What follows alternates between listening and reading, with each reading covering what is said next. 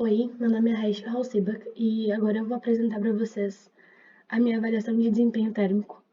Bom, ela foi realizada para a cadeira de desempenho térmico da Faculdade de Arquitetura e Urbanismo da Universidade Federal de Pelotas, UFPEL, sobre orientação do professor Antônio César.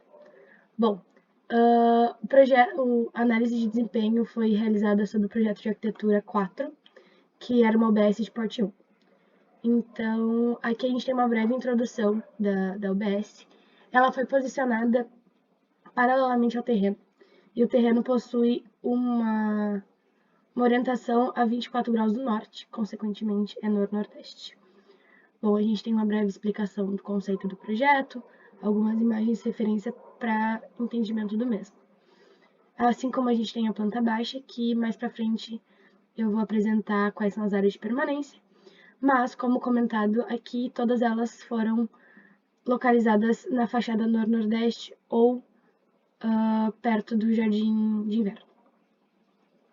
Bom, o projeto é localizado na cidade de Pelotas, e a cidade de Pelotas, de acordo com a NBR 15220, parte 3, ela faz parte da Zona Climática 2, e a gente precisa seguir as tabelas 4, 5 e 6, que nos trazem algumas diretrizes para o desempenho térmico melhor, né?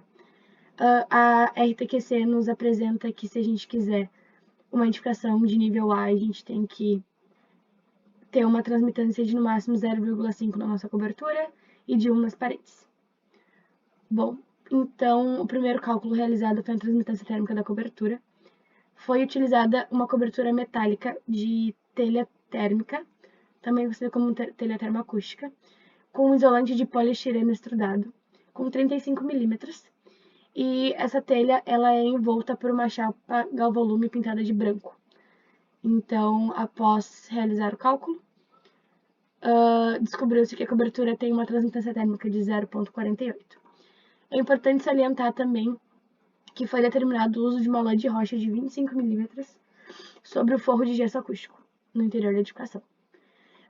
Já as paredes foram compostas por uma placa cimentícia no revestimento externo, um isolante de poliestireno expandido de 5 centímetros, argamassa, a estrutura dela em blocos de concreto, e aí tem a argamassa e o revestimento interno é uma placa de gesso de 3 centímetros de espessura. E com isso a parede constituiu 28 centímetros e apresenta uma transmitância térmica de 0,6. Esses dados foram retirados do Project E. Bom, sobre os dispositivos de sombreamento, uma coisa que eu esqueci de comentar é que, a princípio, o revestimento externo seria apenas a placa cimentícia e ela tem um valor de absortividade de 65%, como relatado aqui. Bom, para os dispositivos de sombreamento, foi feita a escolha de posicioná-los os ambientes de permanência na fachada nor-nordeste, aqui, e alguns aqui. Porém, o jardim de inverno ele age como um brise natural, então foi calculado apenas os brises para esta fachada. Bom, para isso foi determinado o período de radiação solar indesejada da fachada nor-nordeste, que foi das 7 horas da manhã até as 11. Aqui tá errado.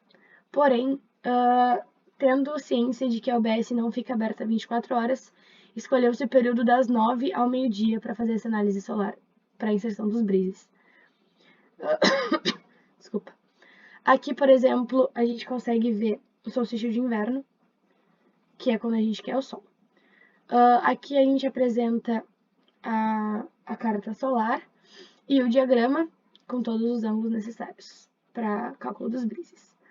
Com isso foi feito o cálculo do brise para eficiência total, porque julgou-se que durante o solstício de primavera e outono, caso necessário, seriam utilizados mecanismos não permanentes para controle de incidência solar, como cortinas. Então, aqui foi feita a demarcação das áreas de eficiência, e com isso foi feito os cálculos. E para fazer o cálculo da profundidade e do avanço do brise, foi levado em consideração a maior janela. Então, ela está com 250 centímetros. E esses foram os valores base. Esses valores bases foram aplicados no Solar Tool.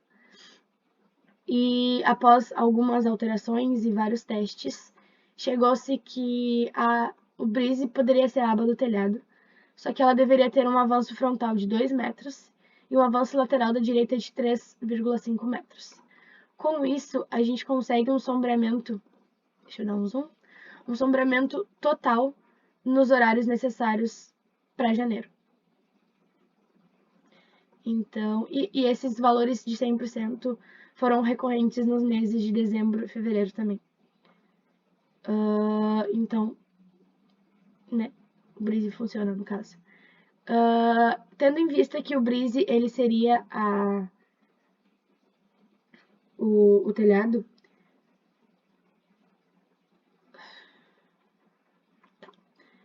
tendo em vista isso, desculpa, me perdi no trabalho. Tendo em vista isso e a análise do Solar Tool, ele me dá uma porcentagem de sombreamento do inverno de 0,7, o que se definiu como favorável, muito favorável na verdade, eu fiquei até surpresa. E a taxa de sombreamento no verão ficou 72,2, só que se a gente levar em consideração o horário que foi definido, ela abrange o necessário, que na verdade abrangeu 100%, né? Para o cálculo de ventilação, foi considerada a temperatura de janeiro, que era a mais alta. E o valor de vazão mínima foi encontrado na BNT 767256, no anexo A, que foi de recepção de emergência e sala de espera, que tem uma vazão mínima de 12 movimentações por hora. Foi definido, então, após análise do projeto, que a pior situação seria a térmica cruzada. Então, foi realizado o cálculo e achou-se o resultado de que era necessário uma área de abertura de 1,67 metros quadrados. E com isso, com esse cálculo, foi feito o dimensionamento das aberturas. E tendo em vista que eu tenho uma janela maximar e uma janela pivotante, a janela maximar ela tem 8x1, porque ela ocupa praticamente a parede inteira da recepção. E ela tem uma área útil de 4 metros quadrados, porque como ela é uma maximar de abertura 100%, ela tem 50% de área útil. Já as janelas pivotantes também têm um ângulo de abertura de 60%, constituindo 50% de área útil. E após os cálculos, chegamos em 6 metros quadrados, que era o mínimo necessário. As maximares tiveram 1 metro a mais. Bom, já para o cálculo do RTQC, foram feitos todos os cálculos, o AVS com os ângulos de apoio. Como a edificação apresenta apenas brises horizontais, ela apresenta o HS igual a 0. Aqui a gente tem a demonstração das áreas totais, do volume, área do envoltório, tá tudo relatado aqui. Não existe nenhuma abertura zenital no projeto. Os percentuais de abertura da fachada oeste, que na verdade é o oeste-noroeste, ou oeste-sudeste. Vou conferir. E a percentual de abertura total. A absortância da cobertura ficou em 20%, porque as telhas metálicas foram pintadas de branco. E a absortância da parede, então, ela é uma placa de concreto aparente. E aí, calculando uma média de absortividade, eu alcancei o valor 72,5. E aí a gente vai conversar sobre isso daqui a pouquinho. Bom, o vidro escolhido para aplicação das janelas e aberturas foi transparente duplo, que tem fator solar de 0,75. Com isso foi aplicado no web prescritivo e chegamos a um nível de eficiência B. E aí o web prescritivo me falou que a eficiência alcançada foi limitada pela absorção térmica da parede. O que eu já imaginava, mas eu quis tentar de qualquer jeito. Com isso, eu realizei o ajuste necessário, e aí eu fui lá no anexo geral da RTQC e escolhi o tom azul Angra, que tem uma taxa de absorvibilidade de 32,3, desculpa. Perdão. E aí, com isso, voltamos ao web prescritivo e chegamos a uma taxa de eficiência A, que era a intenção, né? E aí eu tirei algumas imagens da edificação com o tom azul. E esse foi o trabalho Acredito que dá para concluir que eu aprendi bastante coisa. Posso também assumir que não é uma matéria fácil, ela necessita de bastante atenção, mas acredito que eu cheguei nos resultados necessários para a aplicação do projeto, assim como o entendimento dos conceitos e aplicabilidade, assim como a importância da cadeira para um arquiteto.